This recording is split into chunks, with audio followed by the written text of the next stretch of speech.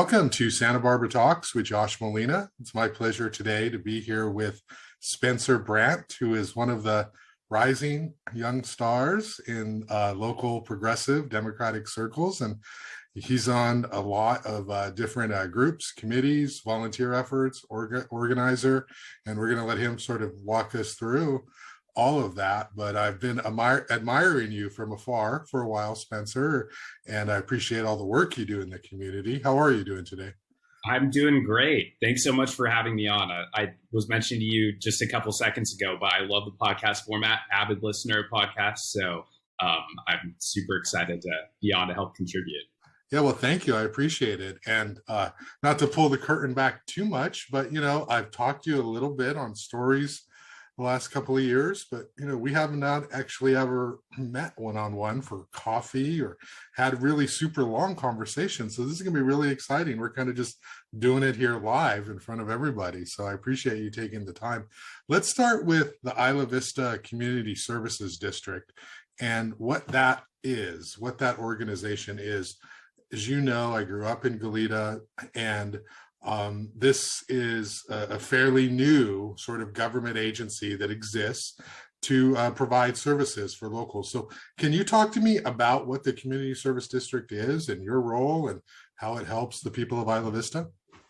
Absolutely. So I'm the president of the board of the Isla Vista Community Services District, and we are a local government agency. So we're one of 9 community services districts in Santa Barbara County.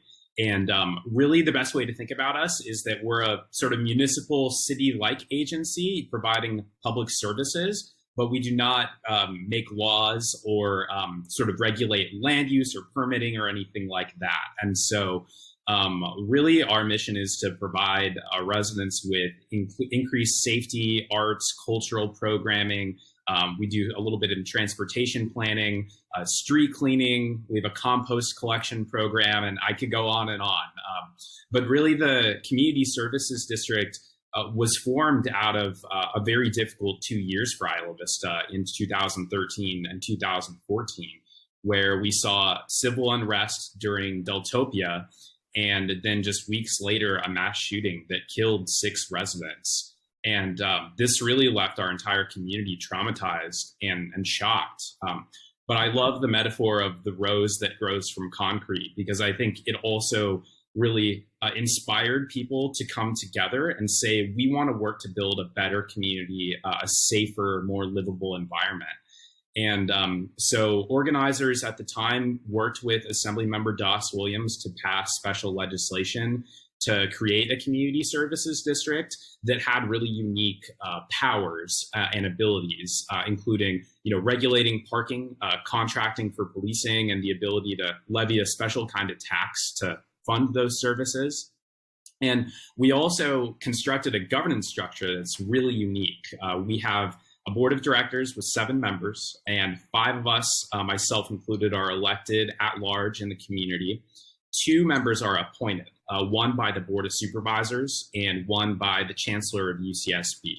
And we're also the only community services district that has one of our elected positions being elected every 2 years, which allows for a seat that can be easily ran for and won by a college student. And that seat has been filled by a college student the entire time. We've been in existence since we were formed in 2017. So yeah, that's kind of an overview of what we are. There's many specific programs that I'd love to go into that I think we've been able to accomplish and create over the last number of years. Yeah, so, Isla Vista is within the jurisdiction of Santa Barbara County. And so it was not part of Goleta cityhood. It was within the county, and it has historically been one of those areas. And it's obviously up for debate and it's controversial, but some say it's neglected, or, there was a need before the Community Service District sort of recognized that and was formed. But it's this weird sort of community because it's UCSB and it's a student community. But we also know that for a long time, it has also been a place for affordable housing for people to rent apartments, Abrego Road, other streets where families who can't afford other places of the community have historically lived in Isla Vista. So at times there's sort of this clash of worlds. Can you talk to me about the Community Services District and the needs of Isla Vista and how these overlap in terms of what your projects are? Absolutely. Yeah, I think you said it so well. And unfortunately, just as the housing crisis has grown to be what it is, I call it an emergency because I really feel that it is an emergency. We're seeing less and less of that character of our community of being that place where you can rent an affordable apartment. And, it's something that we've seen really region wide where, our workforce, young families are being pushed out and can no longer find a place to live or can afford to live here. And I think that that's something that we've sort of watched happening as we have been formed while we've been in existence over the last 5 years. And that one of our core goals as a community services district is to really bring all facets of our community together, including local families and students, to be able to improve the community in a way that really works for everyone. And one big thing that we've really focused on over the last number of years is creating a safer community. And we've done this in really kind of a non-traditional way, increasing non-sworn student officer presence with a program that we created called the Isla Vista Safety Station Program. This provides these non-sworn student officers that are unarmed, that are on duty around Isla Vista on Friday and Saturday nights and other high traffic evenings. And those officers are there to help provide walking escorts for residents to give them a safe way to get home. They're passing out water, offering phone charging, and also kind of providing sort of a go-between between traditional law enforcement and residents. The CSOs kind of being there on the ground have been really instrumental in helping solve some really dangerous crimes in our community, including one incident where an out-of-towner had fired a gun. And I think what we find is with this approach, we're able to create enhanced safety in our community in a way that doesn't sort of fall within what you'd think of traditional ways that local governments like to try and attack, public safety or to try and solve those issues. We've also tried to recognize that sexual violence is a huge safety issue that has existed in Isla Vista and really throughout our society for a really long time. And up until I think recently didn't really get a lot of the attention and the social sort of commentary that it deserved. Yeah. And we've really worked to try and better services for survivors, establishing an interpersonal violence investigation program that has a detective that works directly with survivors and witnesses, so that if survivors do choose the path of involving the criminal justice system, they're able to be well served. And this investigator, uses trauma-informed methods. It's really a departure from the old models where you would see survivors that when they go to law enforcement, they have to tell and retell their stories, their traumatizing experiences over and over again. And really, we think led to sort of a chilling effect for survivors that wanted to come forward. And now what we've seen since we've had this position funded is that a growing number of survivors that may not want to involve the justice system insofar as they're asking for the case to be prosecuted still want to come forward and file a case and a report in order to get a little bit more sense of closure and validation for what happened to them. Ultimately, the goal of this is to place the onus and the power in the survivor's hands. And so that's just a couple of things, but I think those two are really good examples of things that affect all people in our community, regardless of what age they are or what their background is. Yeah, I mean, the way you talk about these services, it sort of seems somewhat parallel with the national conversation about looking at different ways to provide services that have traditionally been provided by law enforcement, and looking at what can be done in terms of non-sworn people interfacing with individuals who have concerns and needs and safety issues. And it seems like to some degree you're already doing that because you've sort of created this organization from election to the ground up. And then when it is appropriate to involve law enforcement, then that mechanism is there. So that's really a wonderful thing that is happening in the community. Let's talk a little bit about student life. You had mentioned, it's graduation time right now, and there's a lot of moving in, moving out, and then there's moving in, coming in soon.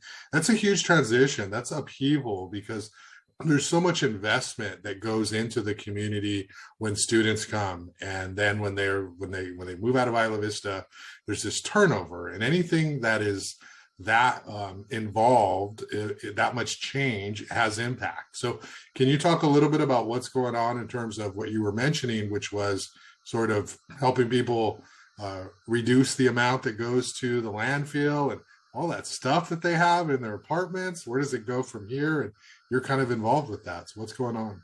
Totally, yeah. Well, it's an exciting time for our community because recently we had Santa Barbara City College graduation, and this weekend we have UCSB graduation. And so we're celebrating many of our community members who have attained such an amazing goal of graduating. And what we're also seeing is that in tandem with that, many leasing companies end their leases around this time of year. And so there is sort of a mass moving that happens. If I look out my window, I can probably see 2 or 3 moving trucks on the street, people moving couches and things like that. And one of the things that we've really heard consistently from the community since we were created in 2017 is the need for additional sort of beautification services to help keep our community cleaner. And a big component of that is helping support the move out efforts that UCSB has undertaken. I was sharing with you that I was volunteering earlier today at the UCSB Give Sale, which is a great resource. If any Isla Vistans, a UCSB or Santa Barbara City College students are watching, you can take your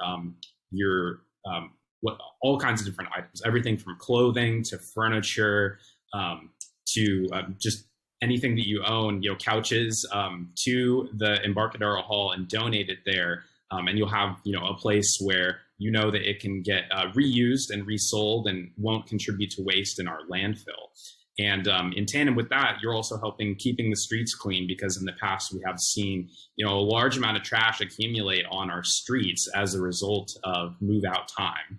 And so we really helped work to help support the efforts. An incredible thing that it has been undertaken by UCSB for a while. But we're also really working, we've had a partnership over the last number of years with the United Way, which provides the Isla Vista Beautiful program. And this is a work experience program for people who have recently experienced homelessness, to provide them with a job in the community, whether it's picking up trash from the streets and the sidewalks and gutters, to doing graffiti abatement, just making our community look a little bit more beautiful. And we've really seen just a lot of success with that program, both in terms of making our community nicer, but also in terms of supporting our neighbors that have recently experienced homelessness. Yeah, and can you talk about that? I mean, I think there's a perception, certainly if you're not from here, and if you learn about Santa Barbara on the news, or parents send their kids to UCSB, it's a community. We do have homelessness issues there. It's not just some coastal university. Obviously, it's very well regarded for many reasons, but what is the homelessness problem issue? Is it something that has gotten better? Is it getting worse? How would you characterize it in the context of the community services district and what you see going on out there? Well, I think there's different aspects of it, but ultimately it's an issue of a lack of affordable housing. We know that there are many students. I think there was a study done recently for the California community colleges that showed that up to an estimate of 30% of community college students could experience homelessness at some time while they're in community college. And so while I think that there is an impression from people thinking that they know what homelessness is because, they look out their window or they look to, public places where there's visible homelessness. Mm-hmm. There is a lot of homelessness that occurs in our community that is a little bit more silent. People that are sleeping in their cars, that are couch surfing from house to house, just relying on the help of their neighbors. Mm-hmm. And I think ultimately what we've tried to do as a community services district is try to find ways that we can help support that effort.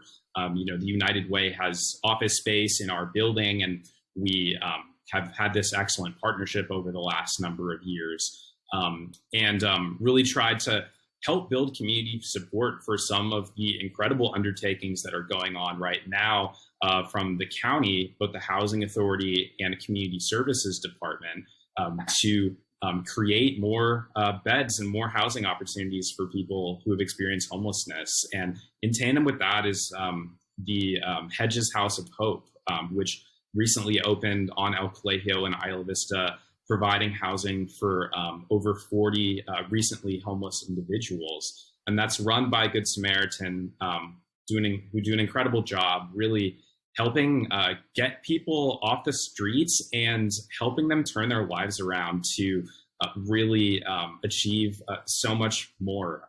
And I'm just so much in awe of what they're able to do.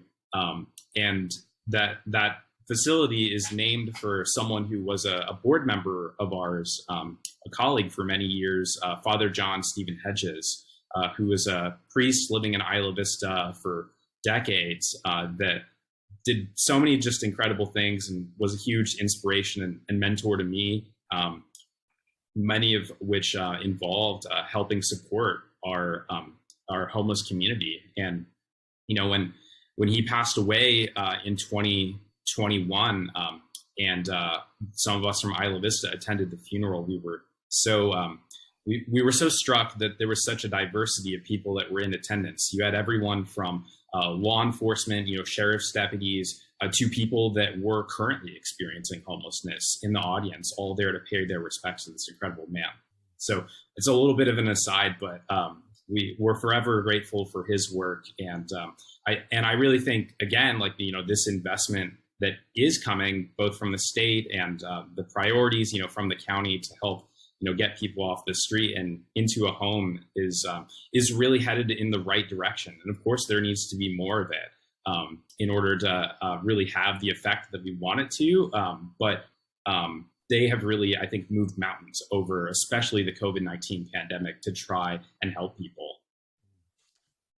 It's so impressive to hear you so knowledgeable and doing the actual work on the ground, that there are many people who talk about problems, but you're actually trying to solve them. And I want to get to your personal story in a second. But before we go there, let's talk about the issue of housing and the housing crisis. I know that in a previous podcast, I had made some comments about sort of things that I was sort of interested in, which was helping the people who grew up in this community to stay here. Many of the people that I went to high school with, unless their families owned a home, are no longer here. Renters are no longer here. They've moved to Santa Maria, Lompoc, Oxnard, Pacific Northwest, Arizona, these places that are more affordable.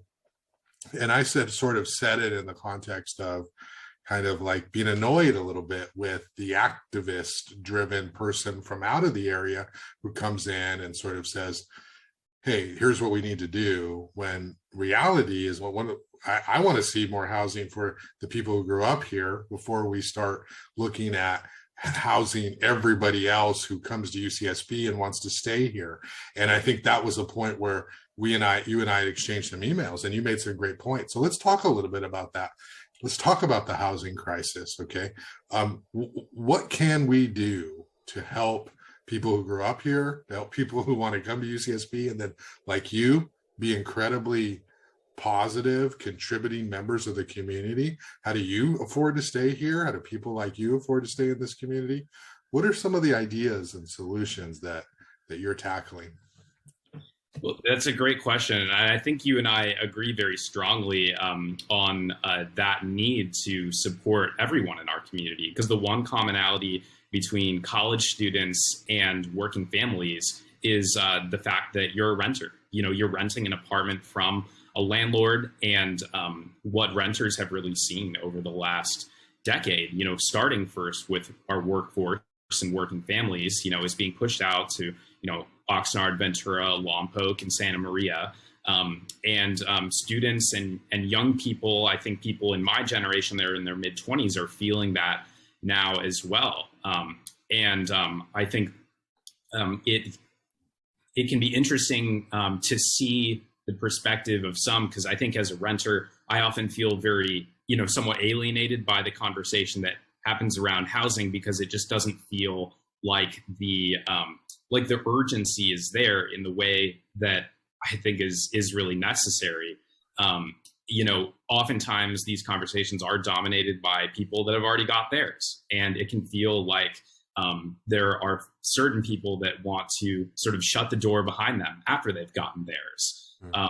Really, this is a pressing issue. And when I first came here to attend UCSB, you know, I lived in a garage with 3 other people. You know, I was paying $700 a month.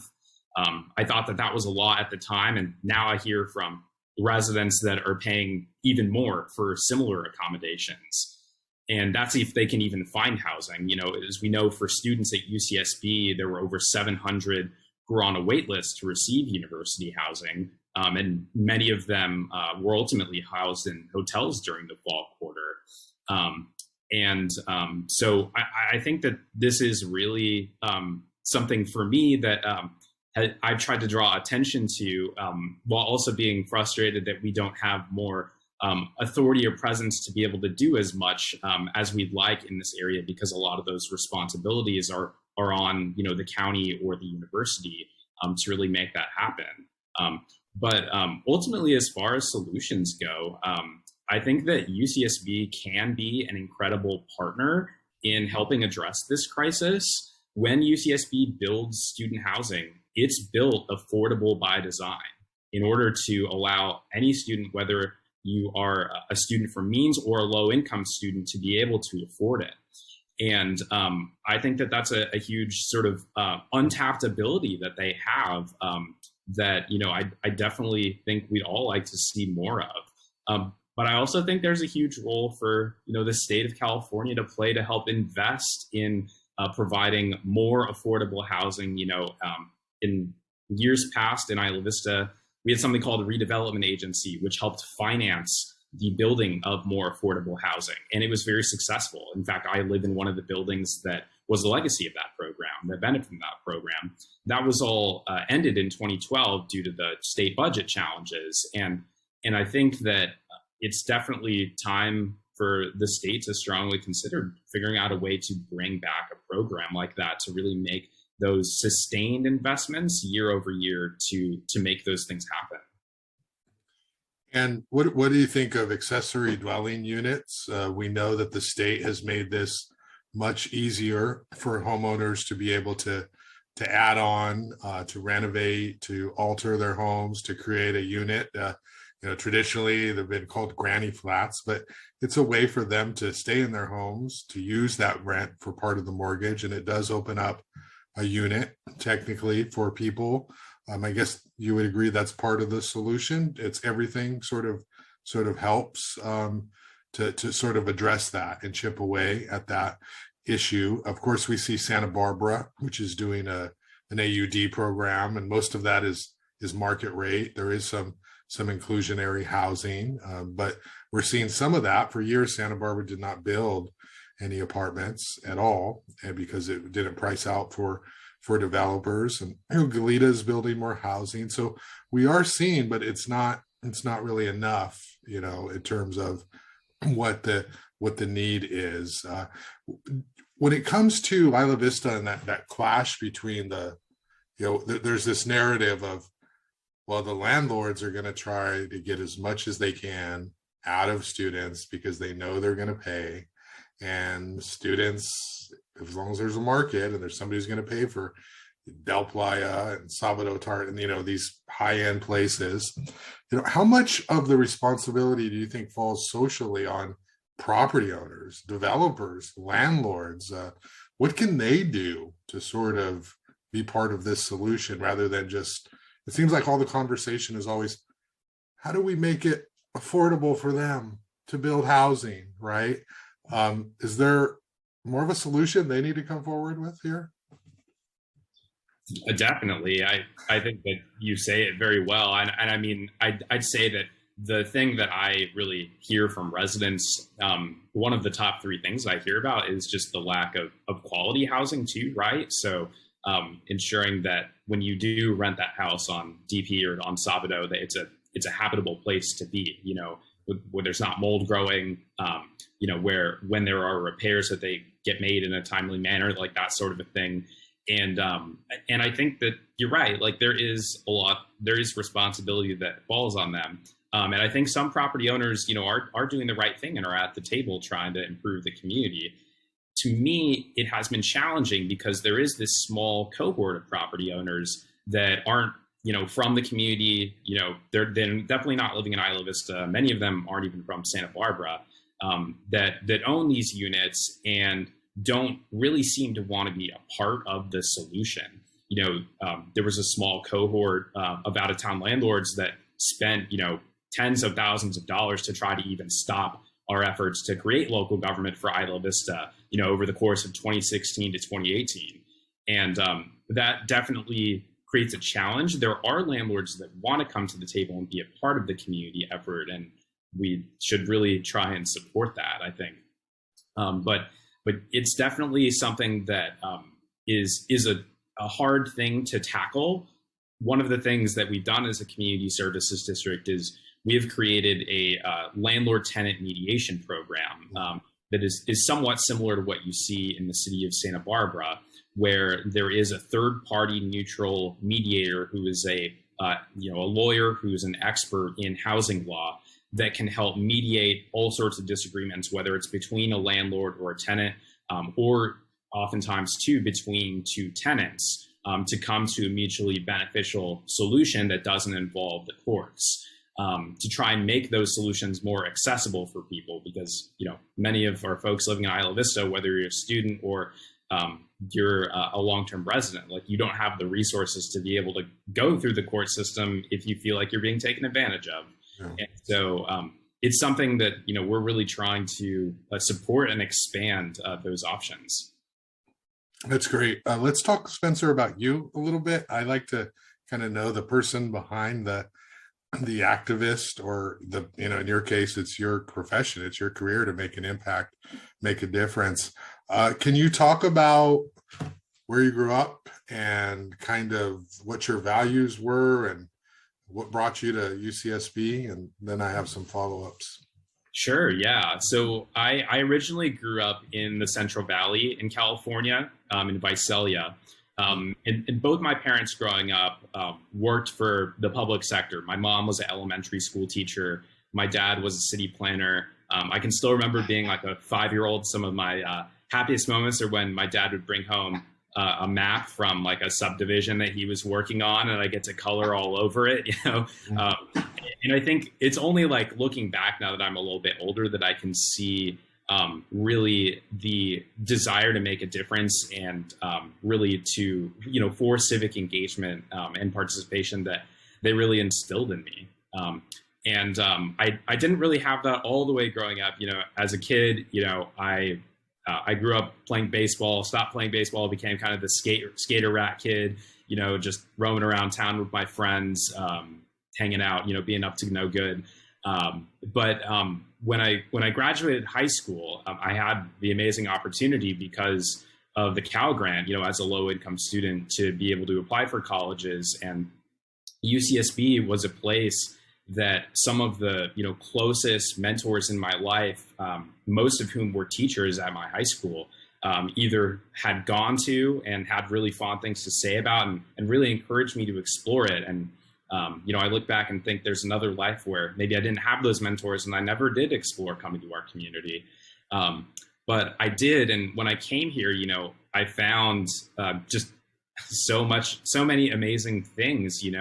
It was a place where people were incredibly friendly, where the culture was so vibrant, and not to mention the natural environment that's all around us is incredibly beautiful. It's unlike anything I'd ever experienced.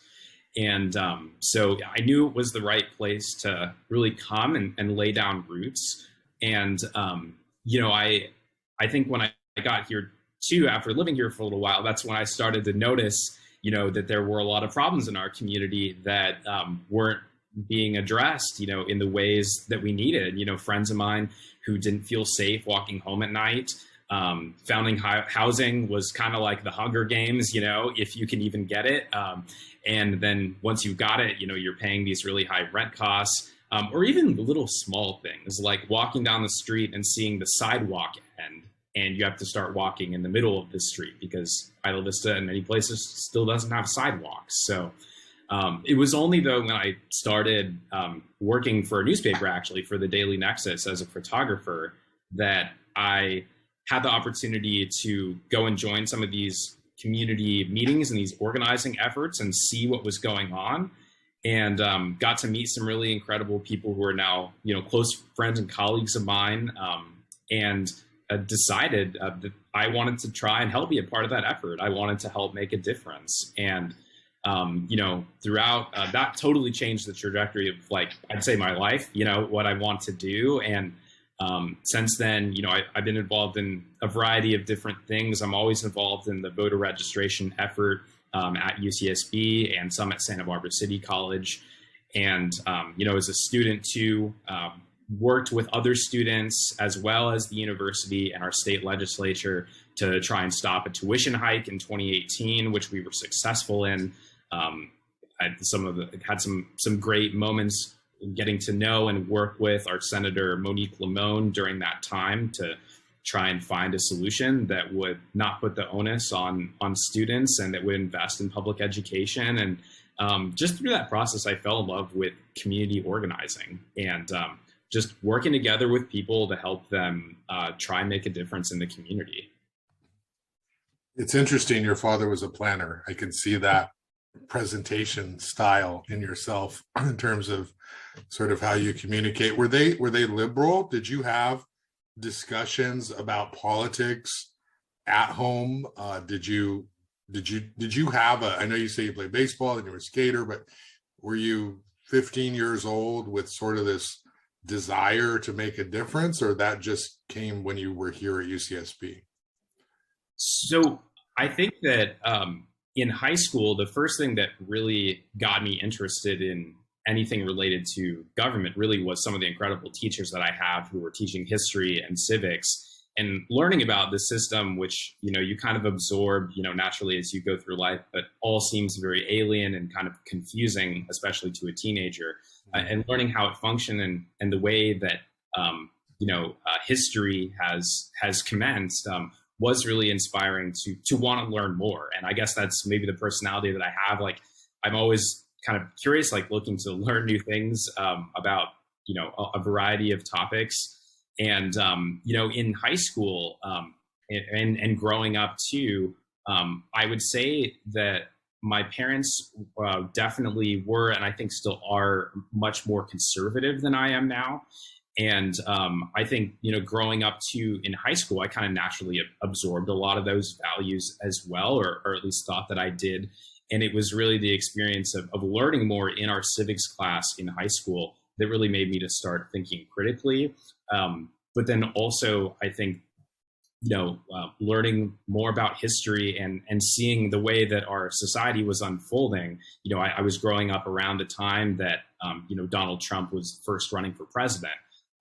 And I think that made a really stark contrast between, what my values were and what the other side's values were.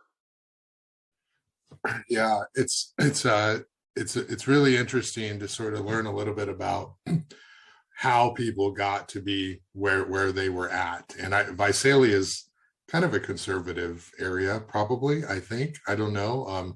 It's sort of, the more inland you go, you tend to see a little bit more of that. when you got to Isla Vista and you sort of looked around and you start to become more involved in the community, did you sort of see yourself as being like, well, if I don't do it, nobody else is? Did you spend any time sort of looking at the history of activists and politics in Isla Vista to sort of see what was being done? Can you talk just a little bit about how you were able to sort of say, I'm the one, and of course you have other people, but it's going to be me who's going to be having to be somebody who's going to have to make this change? Well, I think that, one of the things that really sort of clicked for me that I wanted to be a part of helping make a difference was, one class that I had taken with the history professor, Alice O'Connor, that was specifically about the history of activism in Isla Vista and the history of the self-governance movement. The movement to try and attain more representation for Isla Vista stretches back to the 1970s. Even the fact that Isla Vista exists is a little bit of an accident. Around the time that UCSB had moved to, the current campus location and was developing, it was a rather radical experiment to decide to, instead of building, an adequate amount of on-campus dorms for all students, to allow for, private developers to create an adjacent community. That was very, it hadn't been done before at the time that it was in, the 1950s. And it created something that is very unique. And, many activists, I'm very fortunate to be in touch with them. And we have some of them even now on our board that were active in the 70s and 80s to try and attain more representation for Isla Vista. Whether it was, their different efforts towards cityhood, whether it was their efforts to make a difference in county political issues to protect our environment. It's really cool because I do see that we really are kind of in a through line with them. We're standing on their shoulders. And that's what has allowed us to finally be successful at creating local government for Isla Vista. But to pin it all the way back to my professor, because I always love to give her a shout out, Alice O'Connor, I'm really grateful that she decided to make a class specifically about our local community. Wow. Because you don't really often see that in education. And all of the educational experiences that I've ever had that I look back and think that was the most valuable thing are these experiences where you get to tie, the theory that you're learning about with what's actually going on in the community to make a difference. Yeah, what an amazing class that must be. Is it still offered? Does you do it every quarter or is it every year? Or? I'm not sure if it is still offered, but I know that there are other classes that touch on it too. And she regularly teaches another class that touches on Isla Vista. And you mentioned you were a photographer for the Daily Nexus. Was that a journalism thing, or did you have an interest in journalism, or was it just you like photography? It came together, but can you talk about how that happened?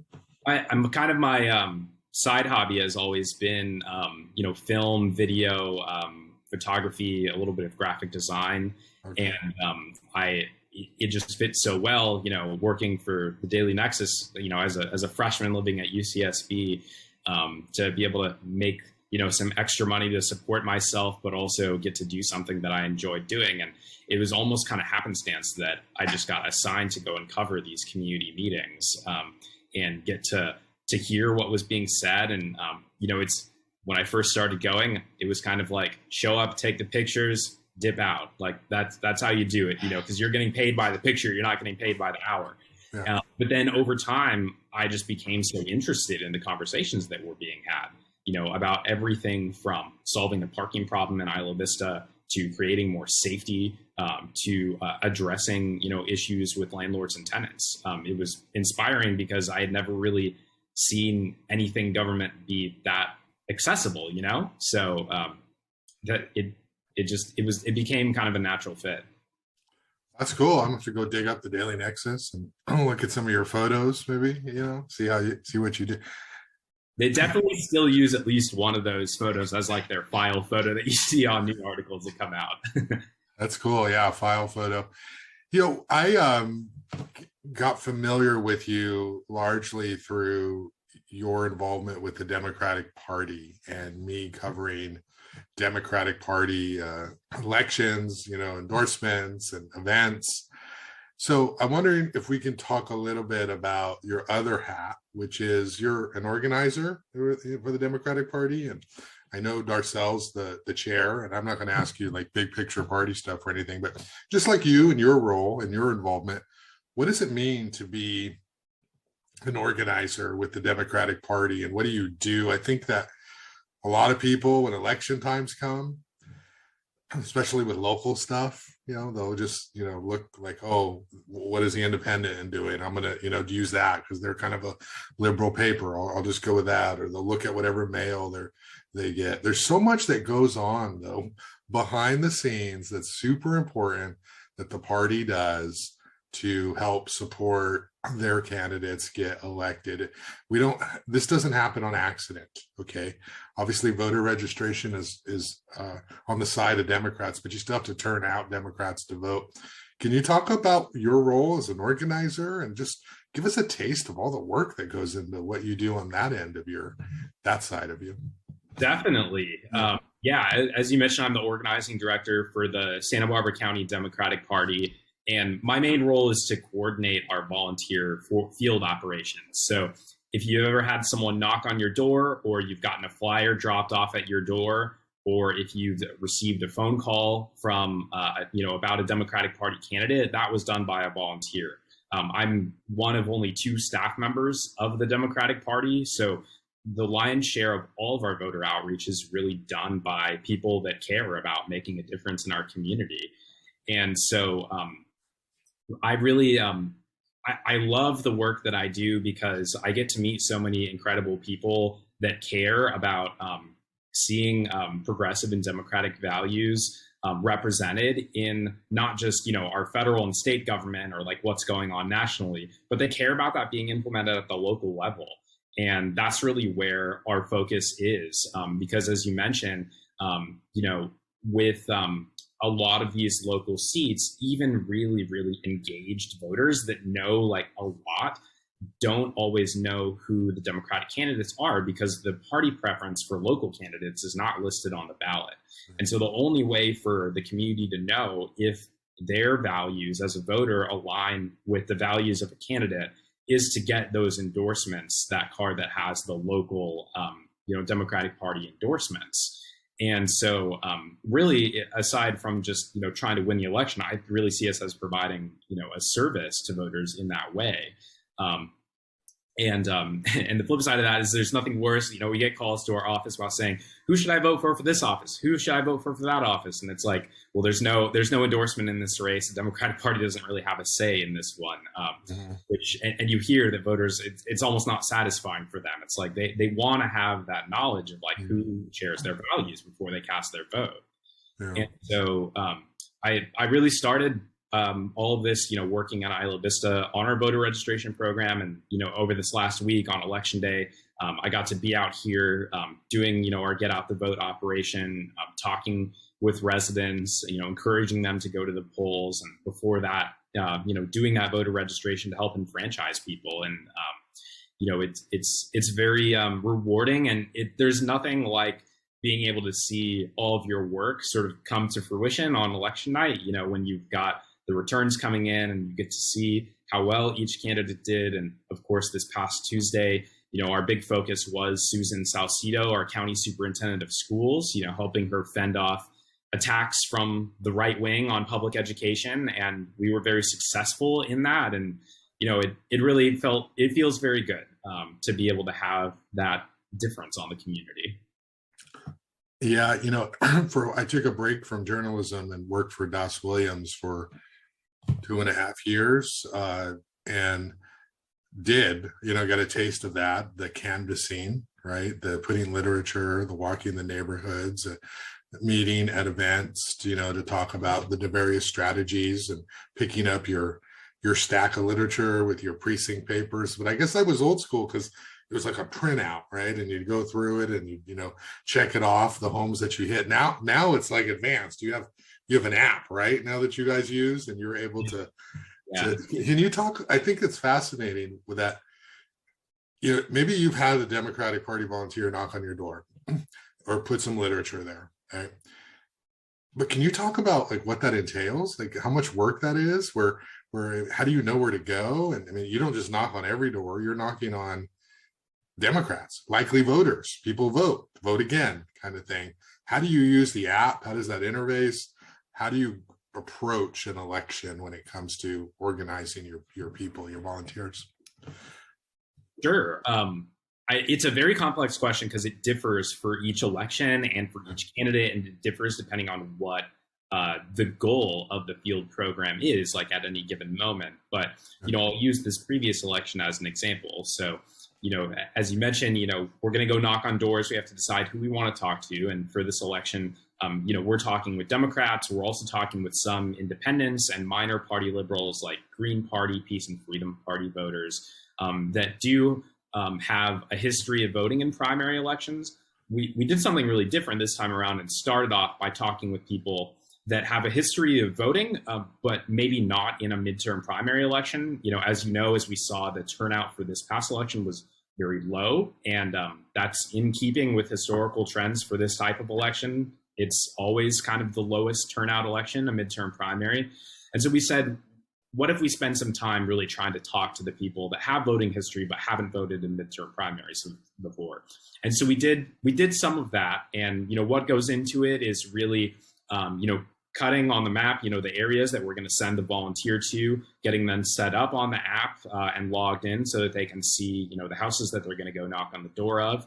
And then, either they talk to someone and, they record what the response that they got from the voter was. Were they feeling supportive? Were they feeling kind of undecided? And then based on that as well, like if you don't talk to a voter, leaving the flyer and, just providing that information for them.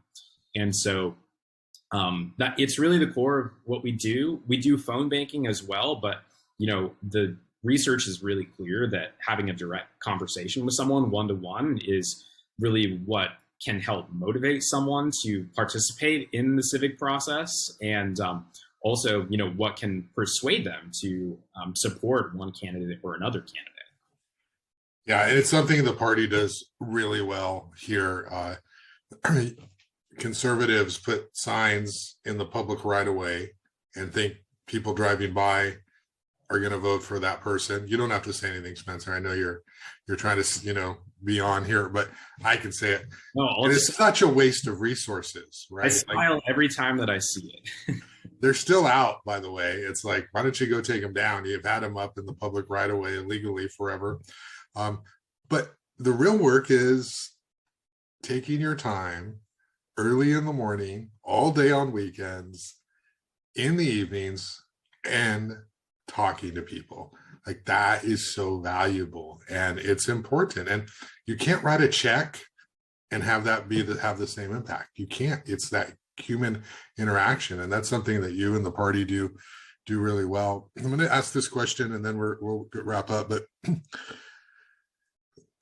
you have such genuine passion for what you talk about. It's clear. I talk to a lot of people. Some people just sort of do the bullet points. Some people really believe it. It comes across like you really believe in everything you're doing. You're thoughtful. You've planned out. You everything that you're doing, you do it with purpose and intent. And I'm going to try to ask you this question one more time. And I asked it earlier, but where does that come from, Spencer? Like most people, right? And I don't want to stereotype here, but most people don't decide to spend the years after their college this way. Okay. A lot of people in our society is structured to go make money, go travel the world, go experience, come back. It's maybe a little bit more of a selfish agenda, and not everybody, but a lot of people. Here you are doing this work. Well, you could be doing a million other things. Why, Spencer? Why is this so important to you? I mean, I think that, sort of the alternate, path that you're suggesting of like, maybe just traveling or working and trying to make a bunch of money, like just isn't really something that I guess has ever really appealed to me, like as something that is worthwhile, I guess. Like, I mean, I'd like to make enough money to survive and be able to live here, right? But I mean, I think that to me, what it comes down to is, seeing that a lot of, what we think of when we think of progress, like in our society, about the things that we all care about, whether it's LGBTQ rights or abortion rights, or whether it's supporting working people, supporting unions, protecting our environment, like all of that progress doesn't come by accident. Like if we sit down and don't do anything and try to watch it like it's a TV show, it's just not going to materialize. And I think, to me, at least, really living through the election of Donald Trump in 2016 was a huge wake-up call. I had maybe very smugly, and I think in a very privileged way, didn't think that that was ever going to happen. And of course it did. And I made a pact with myself, in 2016, as we were sitting there watching the results, that I was going to do everything in my power to try and prevent that from happening again, in 2020. And I think that somewhere along the line of going through with that pact, it was also very clear that the job wasn't finished, and we needed to continue fight for these things. Like I always think of, the quote about how the moral arc of the universe bends towards justice. And I think it's a beautiful quote, but I also want to kind of pull my hair out, because it's like, no, like we're the ones who bend it towards justice. Like there's no one, it's not going to magically happen. And I think maybe my personality of just being a little bit of a workaholic sometimes kind of like, also takes that and applies it really just rigorously towards, organizing campaigns or, trying to make a difference in the community. So I don't know. I don't know how to answer your question in terms of where it comes from. I guess that's the best way I can say it. Well, that's well said. That's great. I appreciate that. Let's wrap up here. Let's look at November. What's ahead? What is the party? What is in terms of your role? What are you interested in, and what are you going to be working on as we lead into November? We have obviously an assembly race, going on with Hart and Stoker. What are some of the issues that you are going to be focused on going forward the rest of the year? Well, the two big things are, number one, electing Democrats, both, at the statewide or to the state offices, the Assembly and Congress, but also really with an eye for our local offices and our city councils, and trying to get more Democrats elected on city councils. And we've really taken, under Darcel's leadership, a renewed focus in North Santa Barbara County. In North Santa Barbara County, there's more Democrats than Republicans, but the way that a lot of people in South County think of it is, oh, that's the Republican area or that's the conservative area. And if you look at, the governments that are elected there, it's easy to understand why they think that. But there is a huge opportunity to, elect progressive champions in those communities to really have them help them make a difference in their local communities. So that'll be a big one.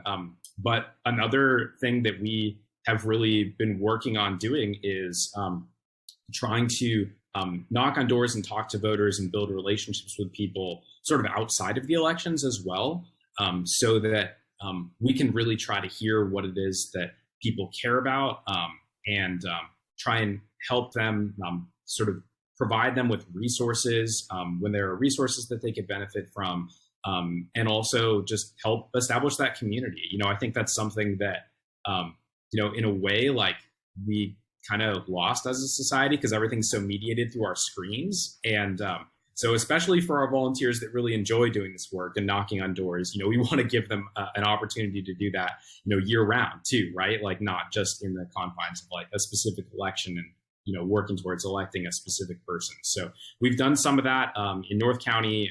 We really started it in Lompoc this spring before the election. And we're going to continue to do that. Great. Well, I really appreciate you taking some time, Spencer, to talk about everything that you're involved with. So many hats. You do them all well, and you have more work to do, but I think people are really lucky to have you and others like you. I know it's not just you, there are other people in this community doing this work when you don't have to, but you choose to because you really believe in making a difference and having an impact. And that should be inspirational to everyone. So thanks so much for your time, Spencer, and have a great day. Absolutely. Thank you, Josh. Thanks so much for having me on. This has been really cool to get to know you too. And so I appreciate it a lot. And I appreciate the work that you're doing. Like I said, huge fan of podcasts. So, I'm not sure, it'll be kind of weird to have to listen to myself talk again. Maybe I'll just listen to the other episodes that have been out recently. All right. Well, yeah, I know how that goes. It's just like, that question was, I can't believe I asked that, but that's the beauty of You're it. probably right? used to hearing yourself listening back to it because you have to edit it and everything. So Exactly. But once again, thanks a lot, Spencer. Have a great day. Take care.